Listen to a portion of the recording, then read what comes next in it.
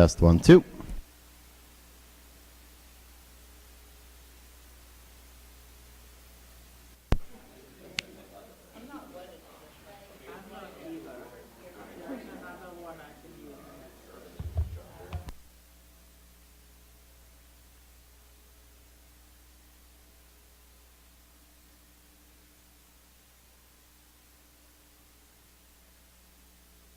Testing, testing. Yeah.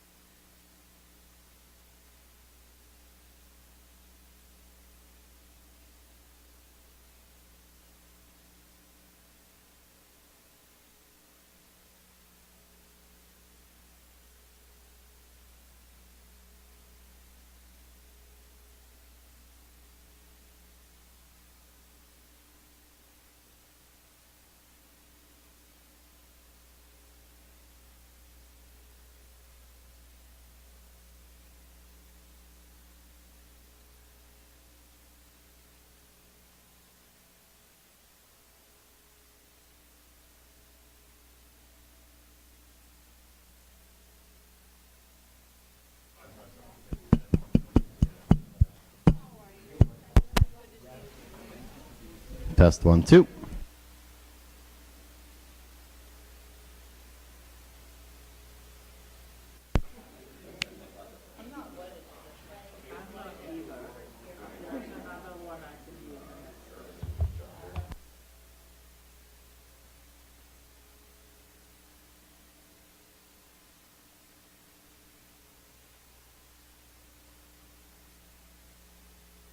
Testing, testing. Yeah.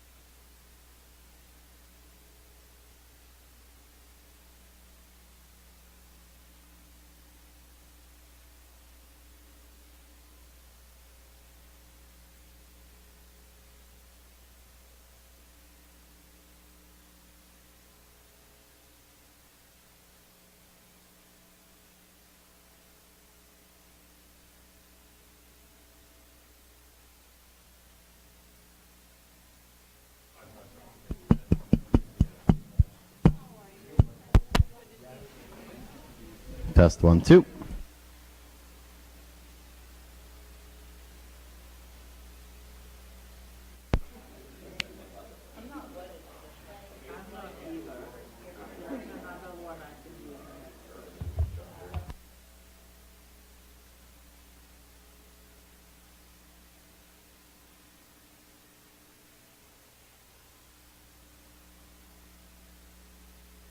Testing, testing. Yeah.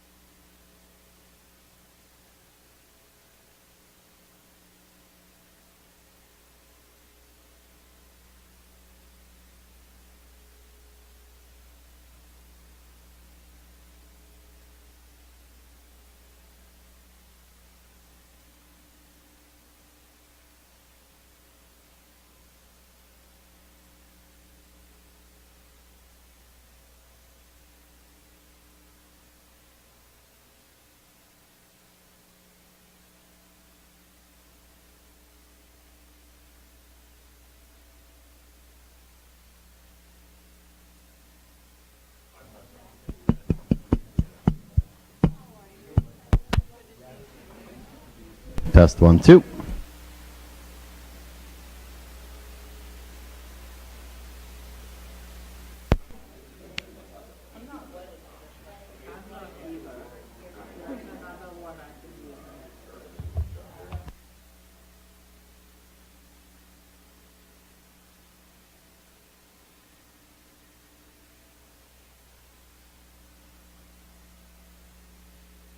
Testing, testing. Yeah.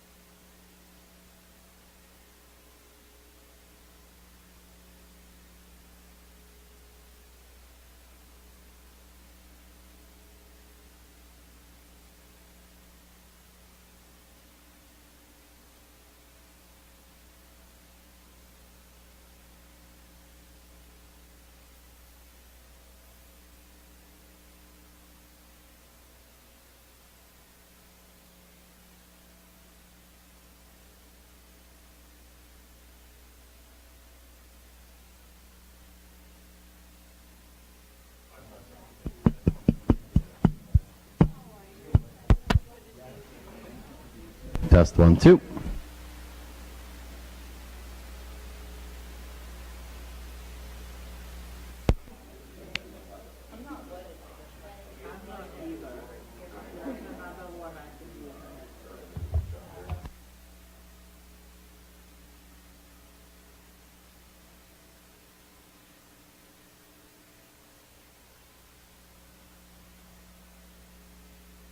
Testing, testing. Yeah.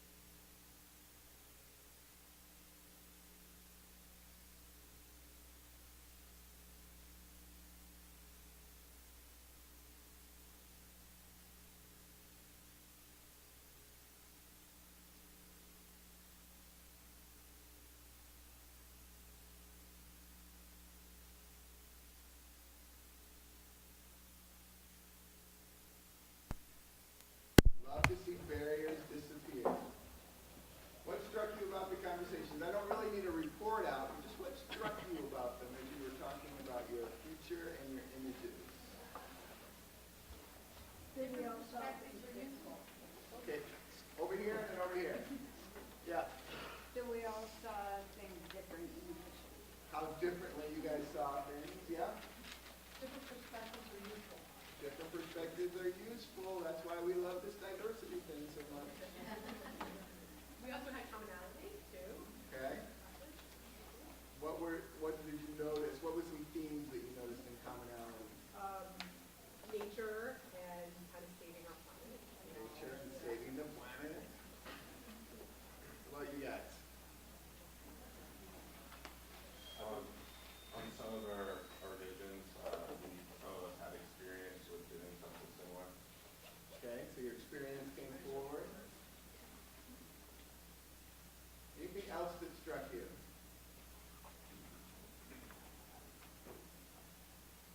See? Hush over the curtain. I'm gonna reveal a little bit behind the curtains here. I love the question, what struck you? Because it allows the feelers to communicate what they feel, and it allows thinkers to communicate what they are thinking without making either of them wrong or right.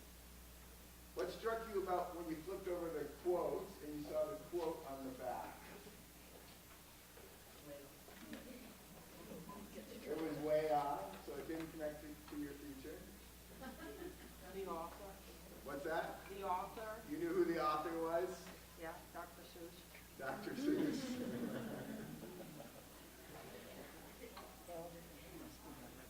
Anything else struck you about the quote and how it related to your future? Comforting. Comforting. Felt like somebody else was supporting your idea.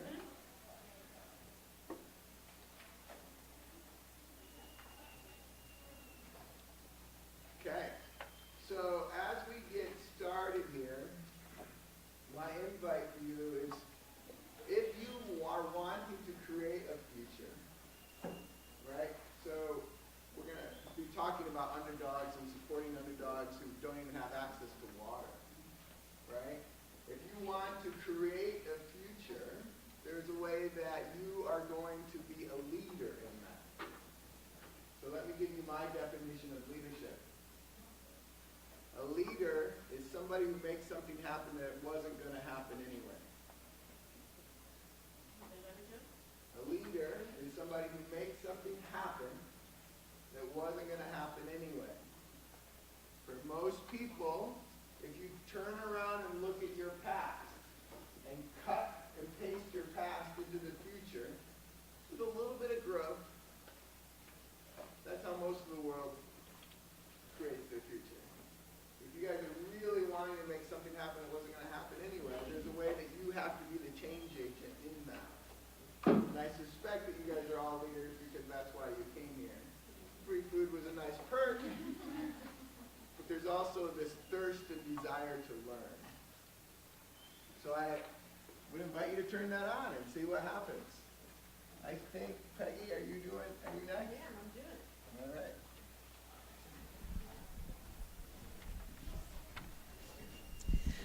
Well, I'm very excited to introduce our speaker today. My name is Peggy Johnson. I'm the Dean of the Schreier Honors College and a professor of civil engineering. And it's great to see all of you here today. I think we have a really super special guest today. We have Steve Gabauer, who is a graduate from Penn State. He graduated in 2011 with a chemical engineering degree and a minor in communications in arts and sciences. He also was an honors student, Schreier honors student, and his honors thesis was also in communications. He has since become a co-founder of Underdogs United, and the title of his talk you see up here is Engaging Athletes in Addressing Water Issues.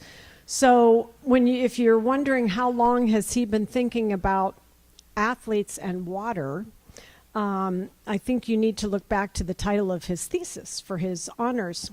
To get honors, you have to complete a thesis. And the title of his thesis was The Creation of an American Super Race, American Sporting Media's Characterization of Barack Obama.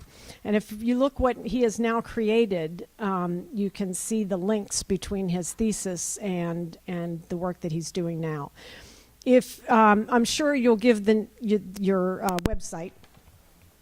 If you have not yet looked at his website, I really strongly encourage you to do that. It's a really inspiring, beautifully done website, and there are clothes shirts for sale on there that are really unusual and really pretty, and the proceeds from those shirts go to support the work that he's doing.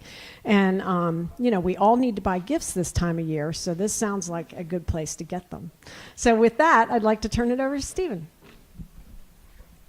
Go ahead, clap for him.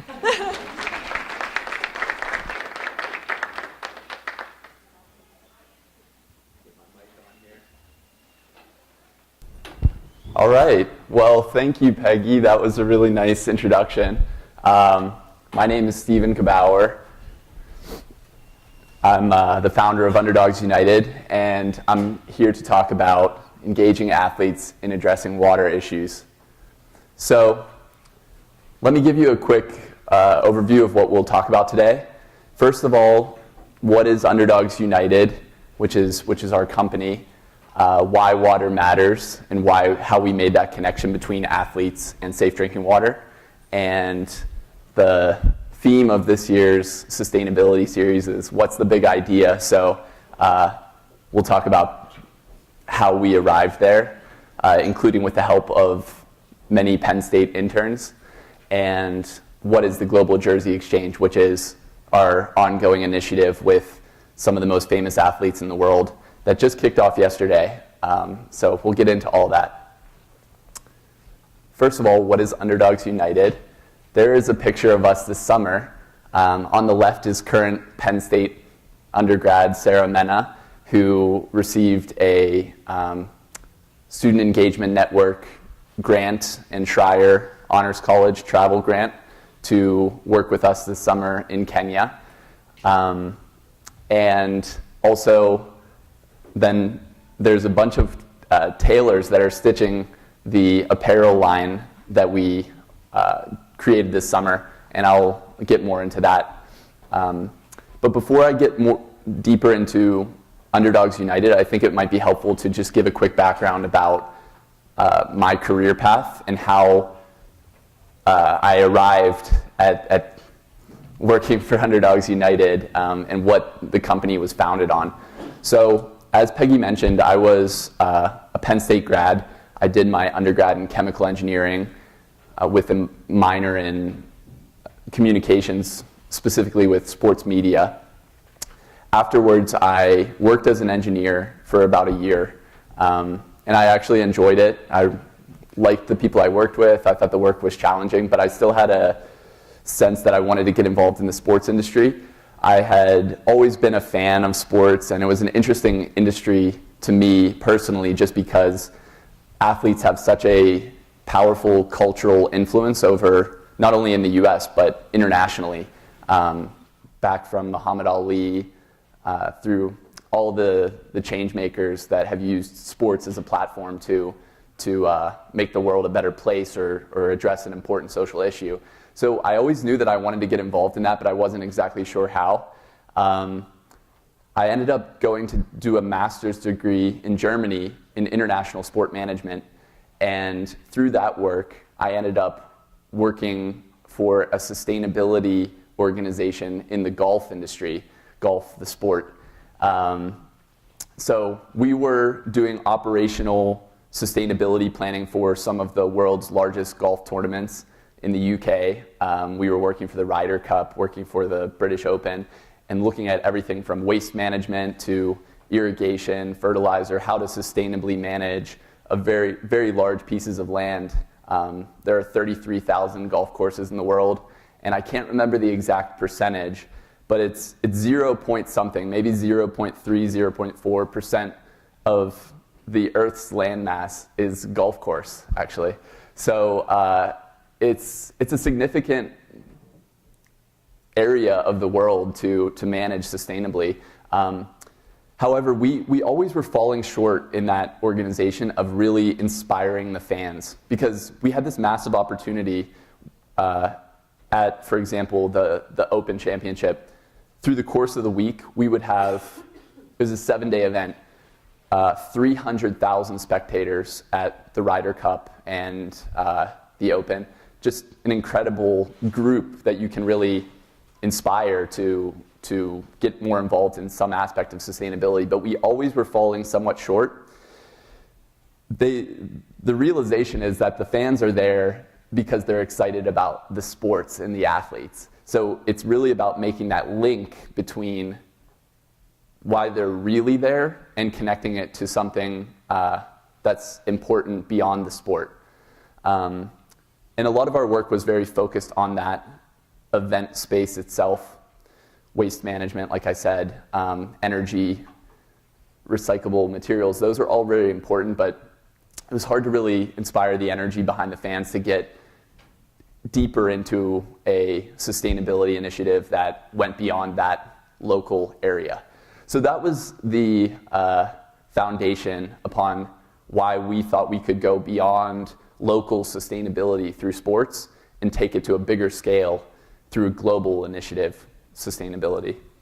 So Underdogs United is a mission-driven company that helps athletes exchange their jersey for impact and designs sports-inspired streetwear with clean water solutions stitched in.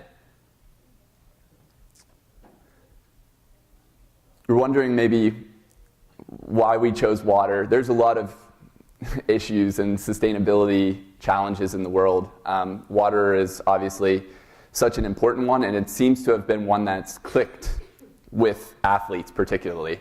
I think the obvious connection is that hydration and drinking clean water for an athlete is something that is so critical to their career, to their life, that this concept has seemed to really resonate with them since we've been really successful in getting athletes involved. So Sustainable Development Goal number 6, I'll let you read that. We're choosing to address this through our work. I spent, after my time in Scotland working in the golf industry, I spent nearly a year living in Kenya. I originally went there for a fellowship, working for a social business that has a innovative, sustainable forestry model. They were partnering with local farmers. They were partnering on using their land to essentially grow eucalyptus trees over the course of 10 to 14 years. And the company that I worked for through this fellowship provided seedlings, agricultural expertise, transportation of materials back and forth to their farms, which is usually often a very rural area of Kenya, often not even roads really that are leading there. And then after 14 years or 10 to 14 years, they would harvest the eucalyptus tree that farmer had grown on their land. And then they would sell that eucalyptus tree as a telephone pole, because telephone poles and electric lines are a growing industry in Kenya. So it was really interesting because it provided an income to the farmer, and it helped with carbon sequestration as well. But it was founded on business principles. The reason that the farmer wanted to get involved is because they could make money out of it. And the company I was working for was technically a for-profit company as well, although they had a social mission, which it was a really interesting model to me. And we're seeing more and more of a shift from pure charity to a blended social business model, which is the way that our partners Impact Water work. I'll get into that in a second. But this statistic was really devastating to me. 90% of schools in Kenya do not have access to safe drinking water. And living there myself, it's just a challenge that sometimes I would be out playing soccer, and you just can't drink water from the tap, or your stomach will get very upset. So the thing about that issue is that for me as an adult, I can understand, I shouldn't drink this water because it's going to make me sick. But a lot of children, they don't have that awareness necessarily because they're thirsty. They just drink the water. They're not really analyzing, is it contaminated, isn't it? And particularly for schools, you can see 40% of these waterborne illnesses are attributed to transmission in schools. Schools are a particularly vulnerable area because there's 1,000 or 2,000 children drinking from the same water source. So if something has gone wrong with the water source, it's an epidemic because 2,000 children are potentially contaminated at once. So through the work with the forestry company, I got connected to Impact Water, which I've had a very similar social business model that I just thought was outstanding. And through my work in the sports industry previously, particularly golf, we had a vision that we could connect the power of and the influence of athletes internationally and use a model that connected global communities through the concept of the shared passion of sports. Sports are truly a universal language. It's something that I've experienced firsthand living in Kenya.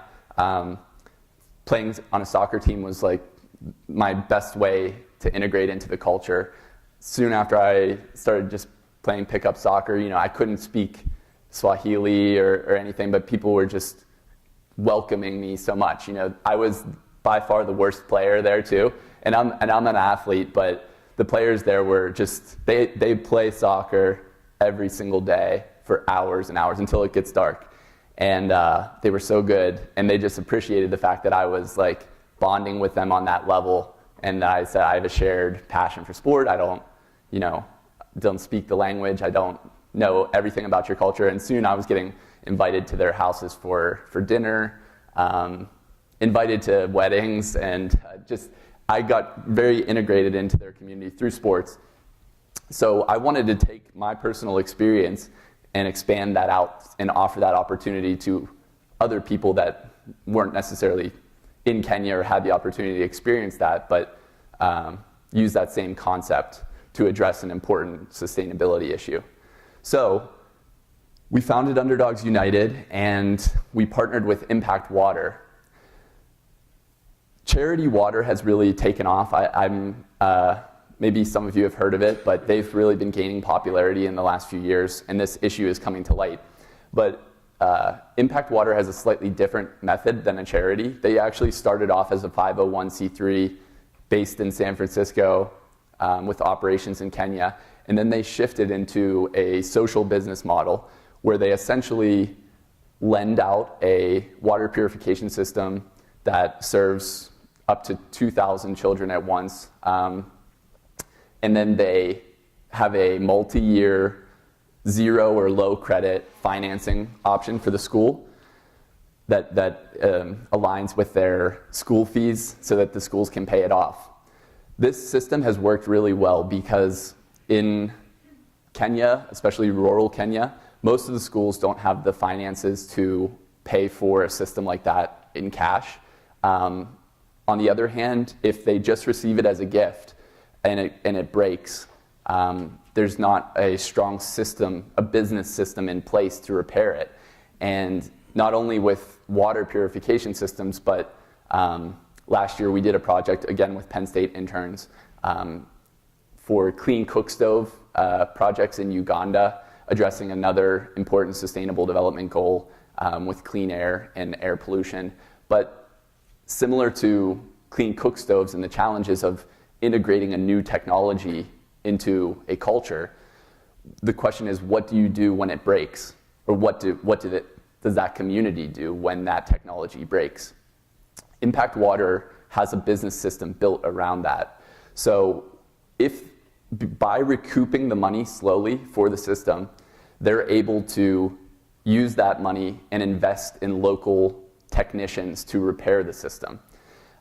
So when anything goes wrong with the water system, within 48 hours, a local technician is there to repair it, and they're getting employed for that work. So it stimulates the local economy.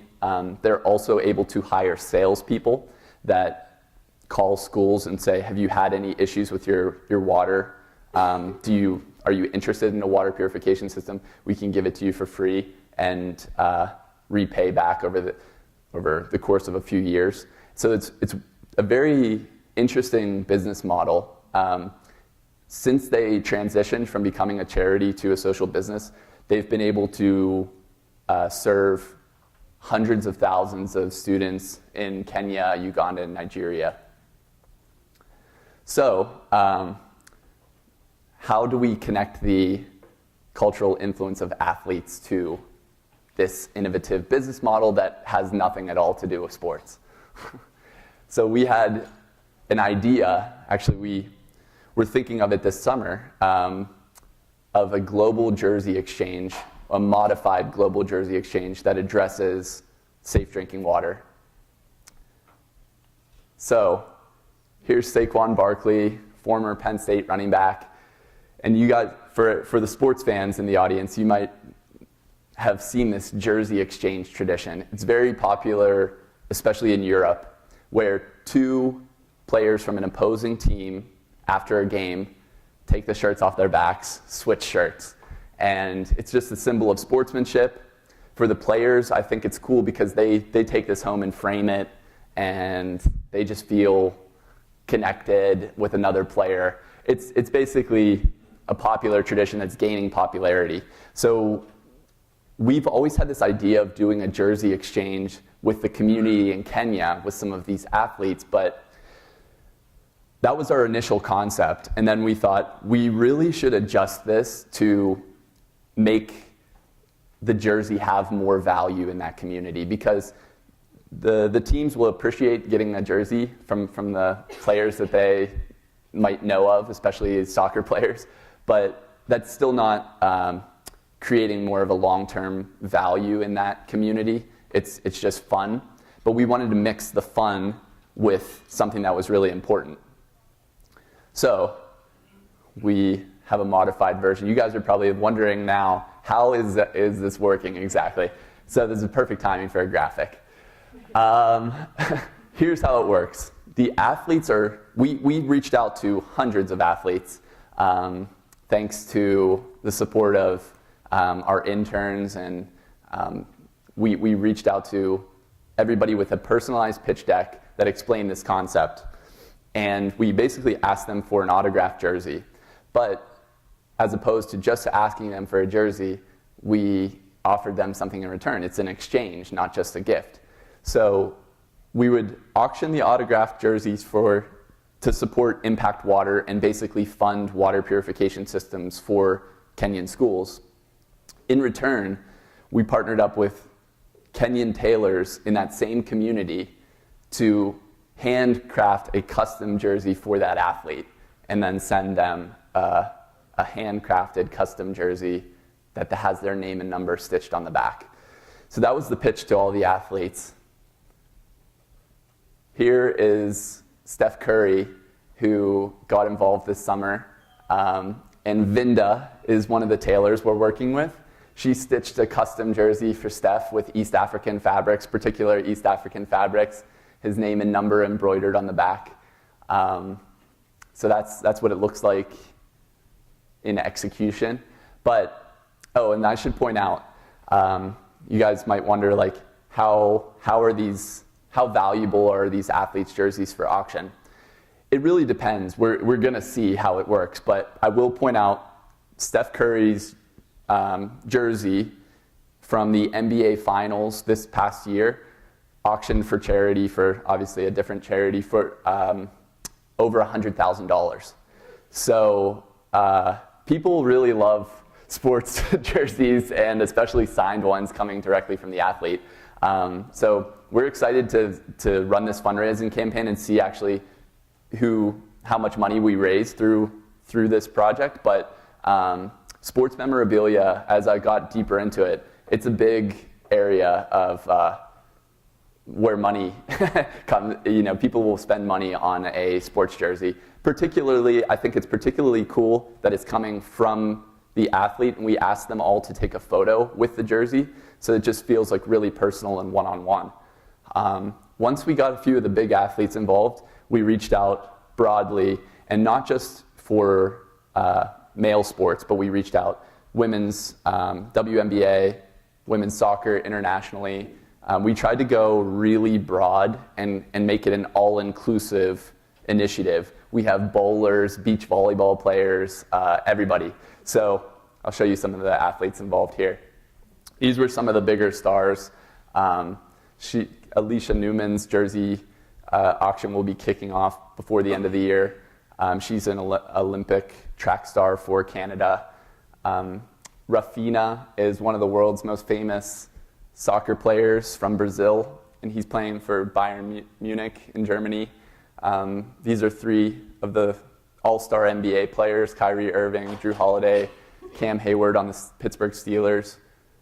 And then I'll go through these quickly, but we have about 90. I don't have everyone's photo up there, but we have quite a few players involved. Hockey players, basketball players. Some players didn't take a photo, but Alex Morgan just did a movie this summer, Alex and Me, and she's pretty famous. So we ended up getting international soccer players. This guy on the top left is a BMX Olympic X Games star. What was really cool about this was we just really asked, can you take a photo? I didn't expect the athletes to do that because we didn't have anything in the summer up on our website about this initiative. It was still in the conceptual phase. We had a little bit, but we didn't have so much. And their agents were texting me these photos in a really personal, you can't see because it's cropped off, but this guy is actually barefoot in his home. But I think that really adds a personal touch to the initiative that the athletes all took the time. This guy's like in his kitchen. You just get a little bit of a sense of what their home is like, and the background of this guy in the top right's in his kitchen too. So, like I said, this wasn't just a one-way thing, it's a two-way exchange. And so we hired local tailors to craft Kenyan design jerseys. And we actually asked each player for their tailor-made measurements. And it just made it feel very personal and special that the tailors were making a jersey that's tailor-made to their size, shoulders, hips, waist, everything. And this one is super big. Some of the tailors, I was telling them about the NFL players, and they couldn't wrap their heads around the sizing that I was telling him for. This was for this guy. And some of these offensive line players in the NFL, I'm saying, the jersey, that's not going to fit him. And he's like, he was thinking to himself, you're making a mistake here with the size. But anyway, we ended up, they did such a beautiful job with the jerseys. They just had a blast, the tailors, that we were thinking, okay, the athletes are going to get these super cool embroidered jerseys. How can we get the fans involved in this? Because athletes get cool stuff for them all the time. We want to expand this out and build it beyond the athletes.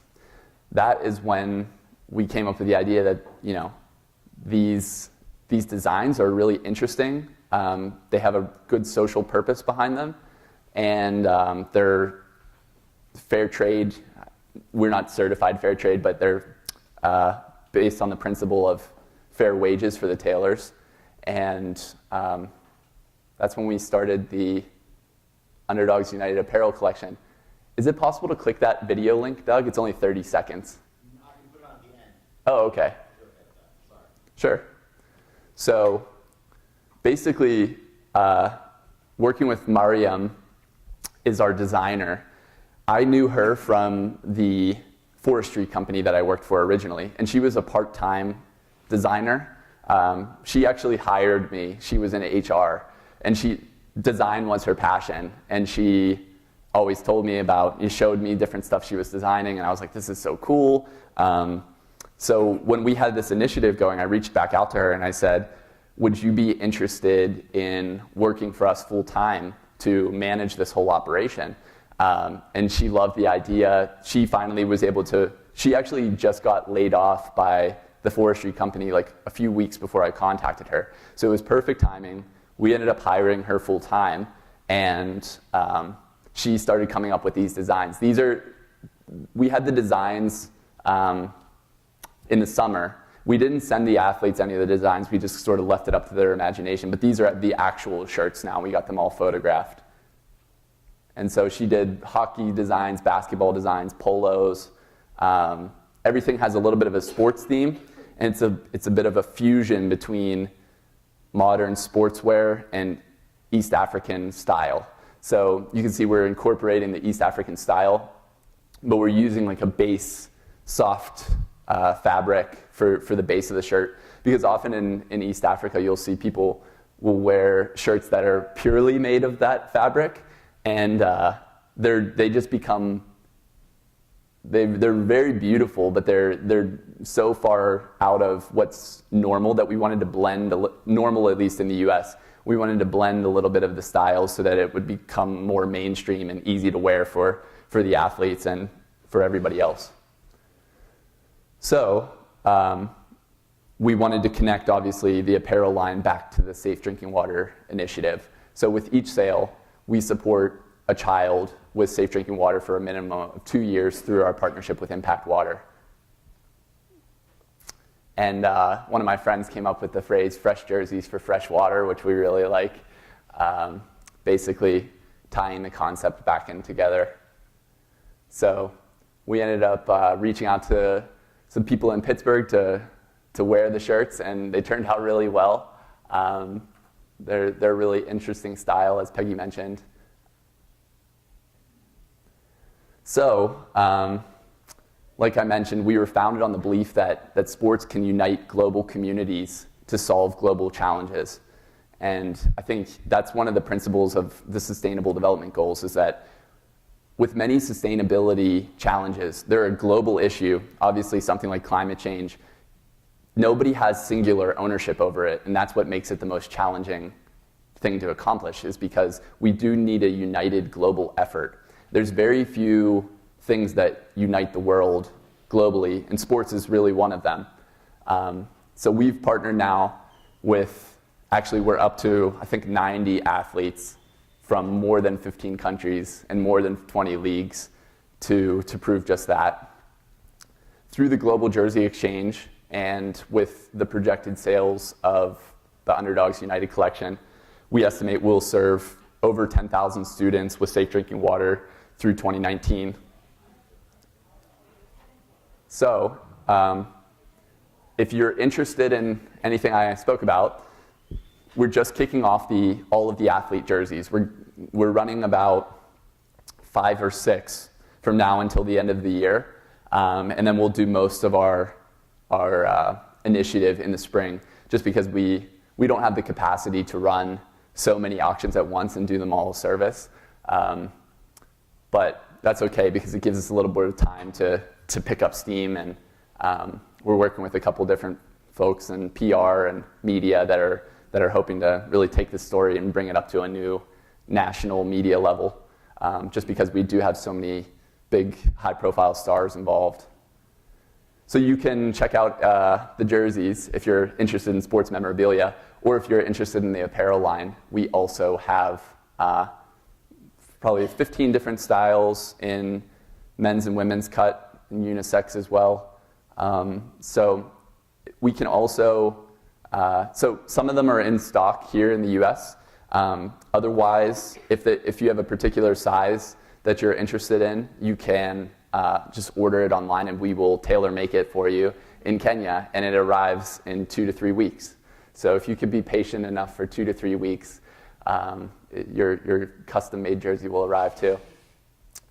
And of course, it's always helpful on initiatives like this to help us spread the word on social media. We're Go Underdogs on social media after months and months and months of writing Twitter and requesting that we could get rid of that underscore. Because when we first registered on Twitter, Go Underdogs was taken. We got it on the other ones, but Twitter eventually caved in, which was great. So now that we're just Go Underdogs across the board. And if anyone's interested in our apparel, you can have a discount code, PSU20, through, it's good through Sunday evening. You can go check out our stuff. And like I mentioned, right now we're just on the window as well, that if something's out of stock, you can still get it before the holidays if that's important to you. So thank you very much. Our website is gounderdogs.org. Yeah, thanks everybody.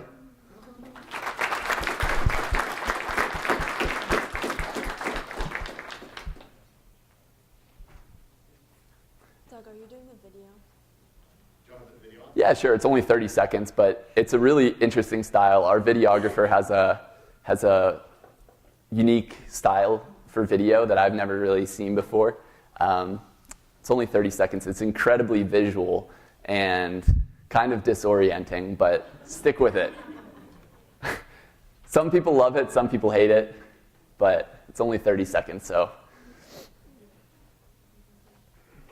We'll give you some clips of the tailors working.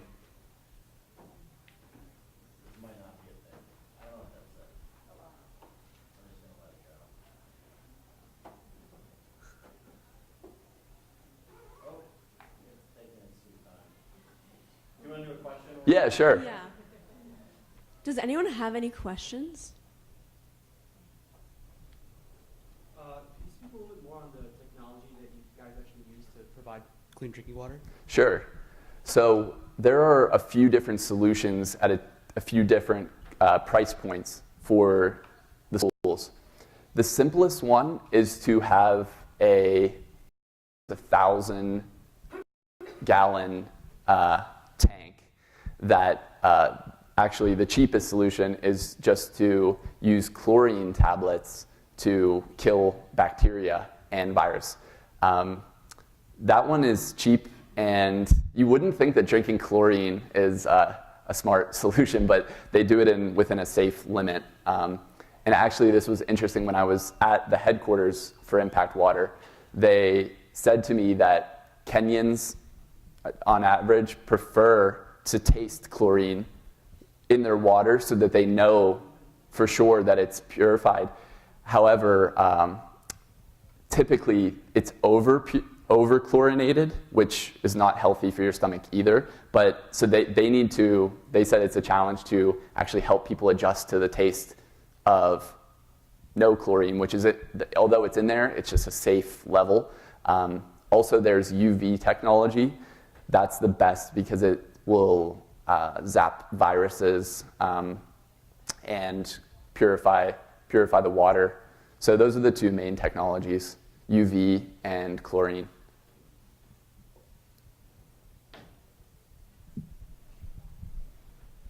Right?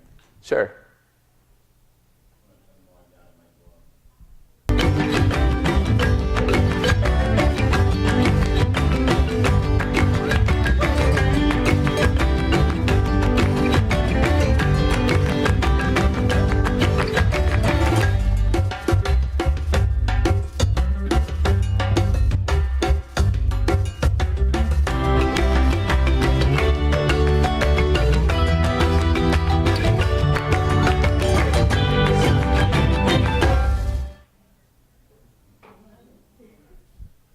We have a few other videos online as well if you want to check out some more about our work in Kenya.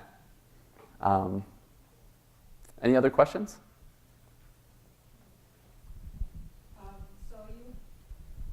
You mentioned that this addressing water issues has to be a comprehensive, ideally a global approach, right?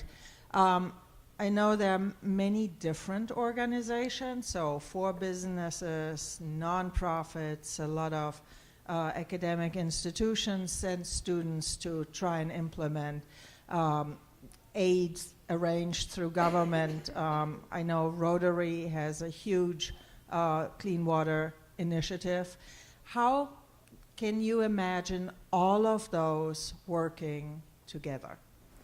That's the challenge, and it's interesting because that we write, as well on our website that safe drinking water is not just an issue in Kenya or in East Africa.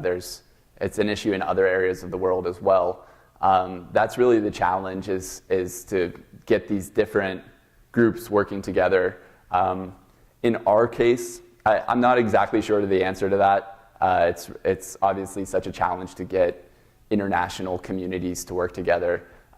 In our approach, we hope that the awareness raising through this initiative, especially with the platform that athletes have, is able to just bring the issue to light for more people to think about and actually address or partner in their own way. For example, with a government or with a local charity, nonprofit that is addressing that issue in another area of the world, addressing it through a different approach. So that's a great question. I think the Sustainable Development Goals help set that guideline, and then from there, the actual implementation is the tricky part. And in our case, we're doing our best to raise awareness about it and fundraise for our particular partner. But there doesn't seem like there would be a perfect blanket solution. However, the more people that think about that issue, they might think, I know a nonprofit or government organization that's addressing it, and I can get involved now myself.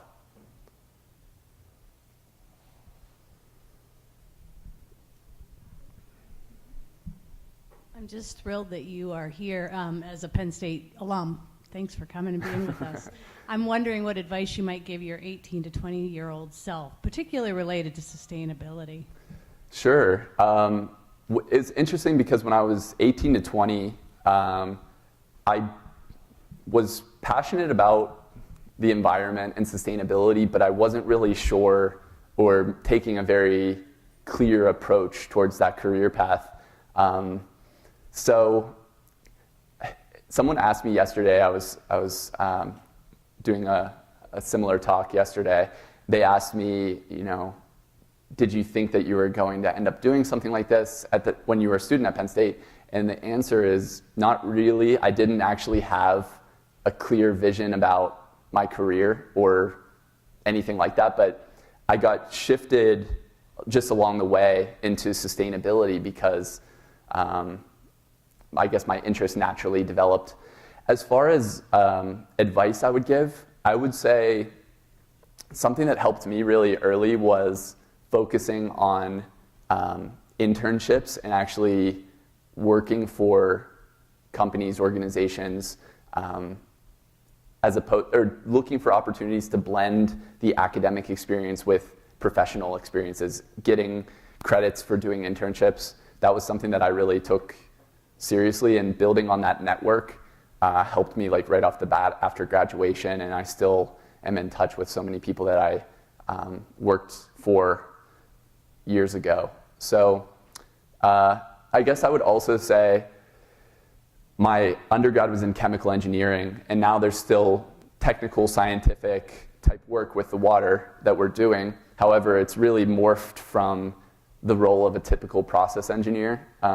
So I think it's okay if you don't, as a student, you don't really know how you're going to apply your degree exactly, because I didn't. And I am happy the way that I studied, and even though I didn't have a clear career path, I think it's okay as long as you're just flexible. Some people have a perfect vision for what they want to do after graduation, and that's okay too. But yeah, good question. I hope that answered. Are there any other questions? I'm wondering what town the Taylors are in Kenya. Yeah, they're in Mbulbul outside of Nairobi. It has a very family feel to it. Mariam is the designer and apparel coordinator, and she lives within walking distance to all the tailors. So every single day, she does her rounds, walks around and checks in on the orders, and the tailors have a little bit of a union type thing, which is great. They have a spokesperson, the hockey jersey tailor, and we go back and forth. I mean, we have a really personal relationship, me with the tailors, and Mariam is sort of our in-between, but if they ever have an issue or complaint or anything, they voice that. We have a great relationship, but for example, the other day they were saying, we would like more time for each order, and we just we have a very good working relationship with the tailors, and we've never haggled them for wages. We basically ask them up front, what is a fair price to you for making this jersey? And we respect that and pay them that price. So it's a really nice family style feel. There's also a popular thing in Kenya called a chama, where an organization of workers in a particular organization will pool their money together and each month chip in to pay for a bigger expense that one person couldn't pay on their own for the union. For example, they will pool their money together each month, maybe chip in, I don't know how much money, and then 1 month buy a brand new sewing machine for one of the tailors. Next month, the next tailor. And so it's interesting. I hadn't really thought of that or experienced that here in the US, but it's a really popular thing to do in Kenya for this type of work. And just a suggestion of Penn State themed jerseys. Yes, that is a really good suggestion.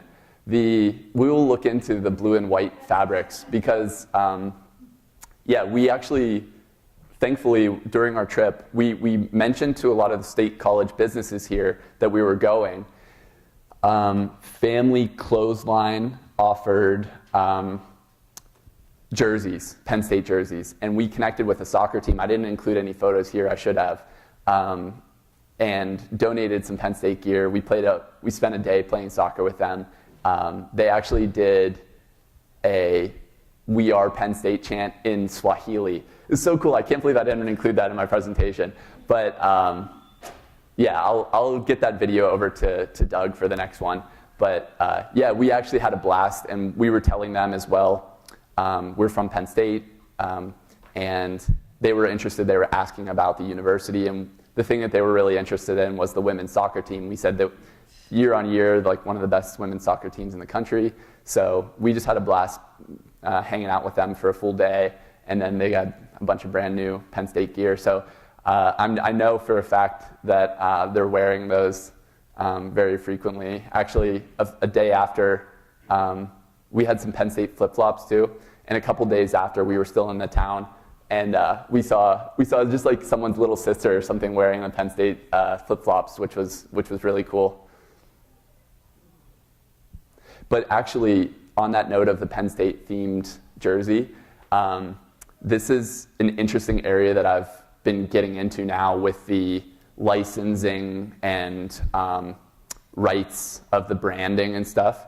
So if we had a blue and white jersey, we'd have to be very careful about the way that we market it, or even to say, even using the word Penn State, we could get into trouble. So we've been really careful with that.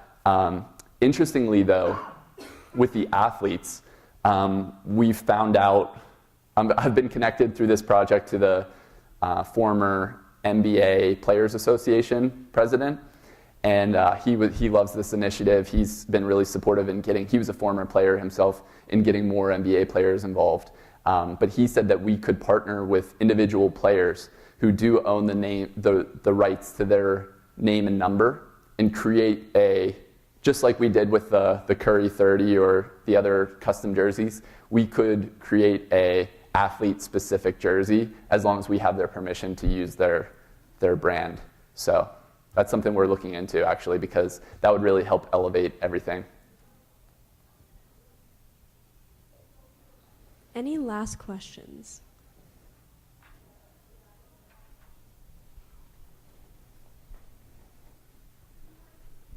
Hi, I'm just wondering what you envision this to be in 5 years. What's kind of your goal? What are you working towards? That's a great question. People have asked us about this too, because with the athletes, it seems like at the moment sort of a one-off deal. They're not going to be supplying their jerseys all the time. However, I think there's so many more athletes that we can get involved in this. And what's really special about our initiative compared to many others is the spectrum of athletes that are involved, and how many, with 90 behind the same initiative, is quite rare. But we think to keep adding would be great. The other idea that we had, because we were founded on the Sustainable Development Goals and tackling the Sustainable Development Goals, would be to continue our work in Kenya with safe drinking water, and then explore other communities and other Sustainable Development Goals. Our idea was, for example, I'm a guy that I've worked with in the past is moving to work for an NGO in Vietnam next year. And we were talking about doing a regional specific sustainable development project, or partnering with a NGO or a social business in that area that's addressing a sustainable development goal, and then partnering potentially with, for example, some Vietnamese tailors to do a limited edition type jersey that celebrates that culture's fabrics and style and addresses an important issue in that community, that would be a great opportunity for us to reach back out to the athletes. Some of them already have said to us, I'm interested in like coming to Kenya with you and experiencing it, which has been really fantastic. So we're hoping to get a little deeper into the partnerships with the athletes, just because they do have just a massive platform, and a lot of them are really, I think they get approached a lot about different NGOs and charities, but a lot of them, if you make the solution really simple for them, they're interested in getting involved. And some of the medium tier athletes don't really have a perfect fit for something like this, and maybe not everyone is reaching out to them. So it's been great to really connect with the medium, lower tier athletes that still have an incredible platform, and get them involved. They feel special that someone's reaching out particularly to them, and that's what's, I think, really set us apart when reaching out to the athletes. We sent each one of them a tailored pitch, and the Penn State students we worked with this summer were really helpful in targeting players and tailoring pitches to them and stuff. Any other questions? All right, amazing. Well, thank you so much for coming, Stephen. This was Thanks. a great talk. And I think ways like this is a really inventive solution to climate change and different sustainability issues that are very much present in our world today. I also want to thank all of you for joining us today at the final Sustainability Showcase of the semester. This semester we have had various topics that covered a plethora of sustainability topics, from Mike Mann discussing climate change, Dan Murphy discussing retention in the community, Karen Wintrich discussing the marketing of reusable and disposable products, and now today Stephen Gabauer discussing the intersection of sports and social impact. I'm happy to announce that we will be continuing the Sustainability Showcase series this spring. A list of speakers and topics are at each of your tables if you want to glance at the exciting new speakers we have in store for next semester. Some include Damon Sims, Bud Marshall, and Denise Wardrop. Again, thank you all for coming out today to close out our series with Stephen Gabauer, as well as Dean Johnson and Will Wise. It has been a pleasure getting to meet all of you this semester, and I hope to see you in the spring for the continuation of our series. Be on the lookout for more details, and have a great rest of your semester. Thank you.